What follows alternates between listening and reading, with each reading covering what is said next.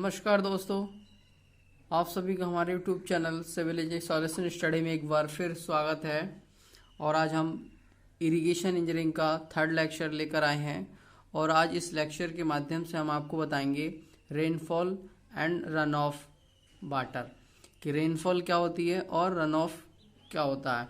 बहुत सा कन्फ्यूजन होता है कि rainfall, run of, catchment area बच्चे समझ नहीं पाते हैं, तो आज इस वीडियो के माध्यम से हम आपको समझाएंगे। और इसके और भी हैं, इसके बाद जो कैचमेंट एरिया है इसे लास्ट मत समझना, इसके जो एक पेज है इसके पीछे भी हमने लिख रखा है आपको समझाने के लिए। तो सबसे पहले जो आपको दिख रहा है इसके बारे में हम समझाते हैं। सबसे पहले आपको पढ़ना है रेनफॉल। रेनफॉल क्या है? Rainfall is a source of all water bodies and which is used for irrigation purpose.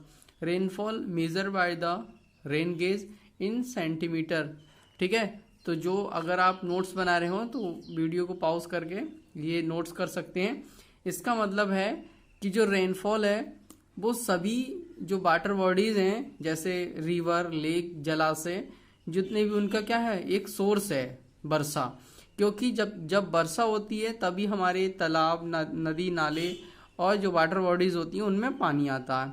ठीक है, और इसका उद्देश्य क्या है हमारे पास जो भी वाटर बॉडीज हैं उनका उद्देश्य होता है कि इरिगेशन पर्पस, कि जो सिंचाई है ज़्यादा से ज़्यादा लोगों तक या ज़्यादा से ज़्यादा भूमि तक हम सिंचाई को कर सकें। ठीक है, और जो रेनफॉल है वो measured by the rain gauge के द्वारा हम उसको रेनफॉल को मेजरमेंट करते हैं कि हमारी जो वर्षा हुई है इन 24 आवर्स में वो कितनी वर्षा हुई है। उस वर्षा को हम किस में रिप्रेजेंट करते हैं? सेंटीमीटर में। ठीक है, तो ये बात आपको समझ में आ गई होगी।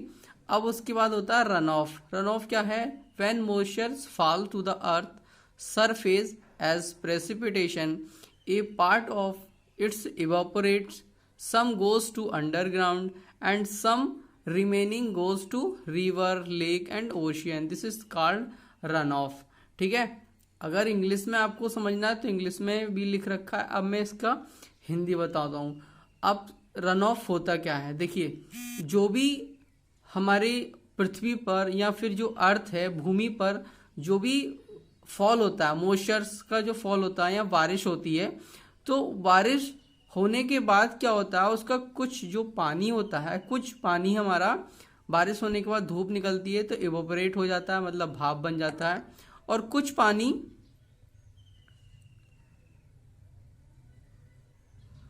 पानी लेक बहता हुआ लेक में चला जाता है एंड कुछ जो होता है हमारा वो ओशियन में चला जाता है। तो हम इसको बोलते हैं रन ऑफ। ठीक है, कि एक तरह से समझिए कि जो पानी होता है मतलब कुछ पानी हमारा इवापोरेट मतलब भाप बन के उड़ गया, कुछ पानी हमारा ज़मीन के अंदर जो सोयल है उसने सोख लिया, और जो बचा हुआ पानी वो बहता हुआ किसी रिवर, लेक या ओशियन में जाकर चला जाता है, उसको बोलते हैं हम रन ऑफ। ठीक है, रन ऑफ को होता है, ये फॉर्मूला होता है, पी मतलब होता है प्रेसिपिटेशन, ई मतलब होगा इवोपरेशन, आर का मतलब होता है रन ऑफ।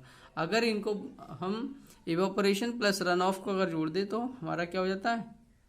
प्रेसिपिटेशन बन जाता है। ठीक है, रन ऑफ आपको समझ में आ गया होगा। अब बात करते हैं हम कैचमेंट एरिया। देखिए, कैचमेंट एरिया ध्यान से समझना, कैचमेंट एरिया होता क्या है। जैसे ये फिगर बना हुआ है या डायग्राम है, इसमें जो आपको डॉटेड लाइन दिख रही है ये डॉटेड लाइन होती है वाटर साइड लाइन। ठीक है, क्या होती है?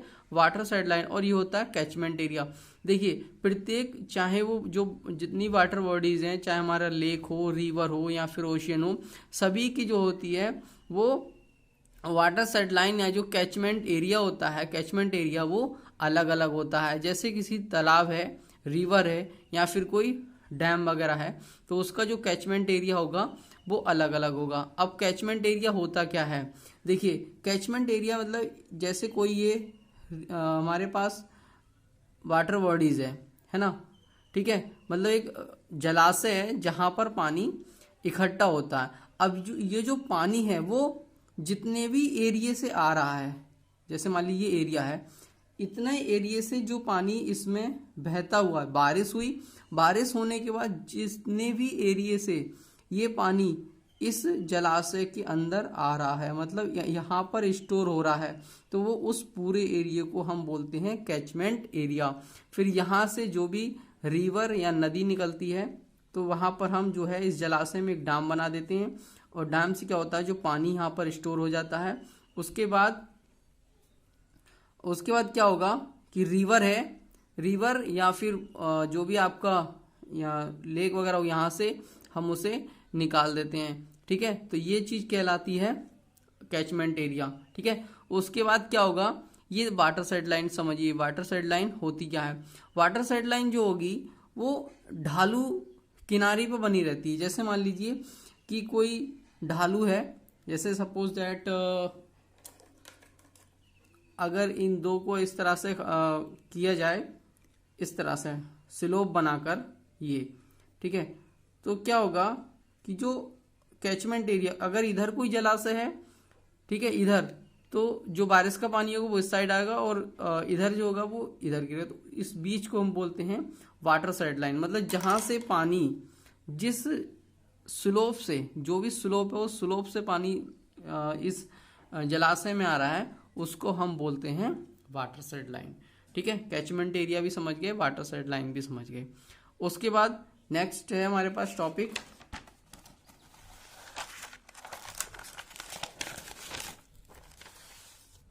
Rain gauge. देखिए रेन गेज भी आपको जो है हमारा इस इरिगेशन इंजीनियरिंग का भी एक टॉपिक है। रेन गेज होता क्या है, देखिए रेन गेज होता है कि जितनी भी हमारी 24 आवर्स में जो भी बारिश हुई उस बारिश को एक किसी भी रेन गेज के द्वारा मेजर करना और उसको फिर उसकी इंटेंसिटी को भी बताना कि इतने समय में, इतने टाइम पीरियड में इतनी बारिश हुई। और ठीक है, तो वो बारिश हम दो तरह से अब मेजर कर सकते हैं। पहला है नॉन रिकॉर्डिंग और दूसरा है सेल्फ रिकॉर्डिंग, जिससे इसको नॉन रिकॉर्डिंग को हम ऑर्डिनरी रेन गेज भी कहते हैं और सेल्फ रिकॉर्डिंग को हम ऑटोमेटिक रेन गेज भी कहते हैं। ठीक है, अब नॉन रिकॉर्डिंग और सेल्फ रिकॉर्डिंग अब समझिए होता क्या है। देखिए नॉन रिकॉर्डिंग का मतलब होता है कि ये जो है नॉन रिकॉर्डिंग में हम कोई बोतल होगी, उस बोतल को एक ऐसे स्थान पर रख देंगे जहां पर भीड़ भाड़ ना हो या फिर जंगली जानवर ना हो जिससे कि वो बोतल को गिरा दें। ठीक है, इसमें क्या होता है कि 24 आवर 24 घंटे में जितनी भी वर्षा होती है उस वर्षा के जल को हम बोतल में एकत्र कर लेते हैं और उसके बाद उसको जो उसकी वर्षा हुई है कि इतने 24 घंटे में इतनी बारिश हुई है उसको हम पता लगा लेते हैं। इसमें क्या होता है, इसमें एक व्यक्ति की जरूरत पड़ती है। नॉन रिकॉर्डिंग में क्या होगा, व्यक्ति की जरूरत पड़ेगी। ठीक है, उससे हम जो भी इंटेंसिटी है या फिर कितनी वर्षा हुई उसको पता लगाते हैं। इसके लिए जो मेथड होता है साइमन रेन गेज मेथड होता है। सेल्फ रिकॉर्डिंग में क्या होगा, ऑटोमेटिक रेन गेज में क्या होगा कि ये जो गेज है ये ऑटोमेटिक, मतलब 24 आवर्स में कितनी वर्षा हुई, कितने सेंटीमीटर की वर्षा हुई, और ये पर आवर इंटेंसिटी भी बताता है कि 1 घंटे में इतनी इंटेंसिटी से बारिश हुई, अगले में इतनी इंटेंसिटी से बारिश हुई, तो वो सब हमारा सेल्फ रिकॉर्डिंग में पता लग जाता है ऑटोमेटिक रेन गेज। इसमें क्या है, किसी भी व्यक्ति की कोई भी आवश्यकता नहीं होती है रेन गेज को मेजर करने के लिए। ठीक है, ये 3 टाइप के होते हैं, टिपिंग बकेट रेन गेज, वेज बकेट रेन गेज एंड होता है फ्लॉट टाइप रेन गेज। ठीक है, तो ये हो गए आपके रेन गेज। इनको डिफाइन करने का हमारे पास इतना टाइम नहीं है क्योंकि वीडियो बहुत लंबी हो जाएगी, इसलिए आपको थोड़ा शॉर्ट में समझा रहे हैं। उसके बाद है हाइड्रोग्राफ। देखिए हाइड्रोग्राफ बहुत समझिए, हाइड्रोग्राफ क्या होता है। हाइड्रोग्राफ क्या होगा, एक hydrograph is a graph showing the variation of discharge with time at a particular point of storm. Storm का मतलब होता है कि जो जब भी कभी आंधी तूफान आता है, ठीक है, तो हमारे क्या होता है कि जो डिस्चार्ज है उसको पर्टिकुलर टाइम के साथ कितना डिस्चार्ज हुआ, जैसे कोई भी हमारे पास डैम है या फिर कहीं भी पानी को हम डिस्चार्ज कर रहे हैं तो उस टाइम के अकॉर्डिंग कि जो टाइम है उस टाइम के अकॉर्डिंग हमारा कितना डिस्चार्ज हुआ। ठीक है, तो उसको बोलते हैं हम हाइड्रोग्राफ। जैसे ये है, ये डिस्चार्ज की लाइन है और यहाँ पर थोड़ा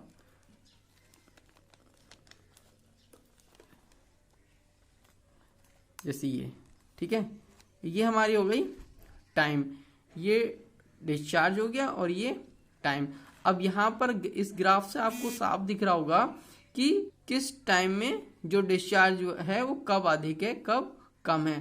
तो ये जो है हाइड्रोग्राफ, ये हमें इजी हो जाता है कि किस टाइम में हमारा जो डिस्चार्ज था वो कितना हाई था या कितने कब हमारा डिस्चार्ज लो था। तो इस ग्राफ के द्वारा हमें ये आसानी से पता लग जाता है कि इतने समय में डिस्चार्ज हमारा जो था वो अत्यधिक था और इतने समय में हमारा डिस्चार्ज कम था।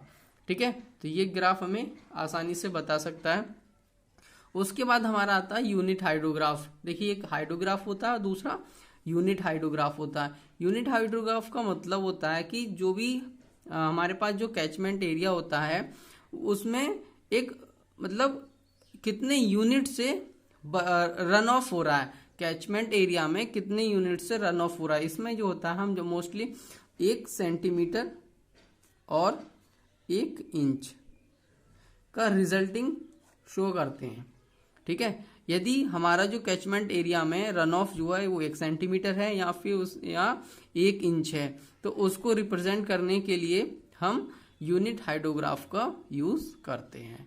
ठीक है, तो आज के इस लेक्चर में हमने यही आपको समझाया। अगर इस वीडियो को देखने के बाद आपको पसंद आई हो और आपको समझ में आया हो तो प्लीज़ चैनल को सब्सक्राइब करें, लाइक करें और शेयर करें और नेक्स्ट वीडियो देखने के लिए हमारे चैनल पर बने रहें। थैंक यू, धन्यवाद।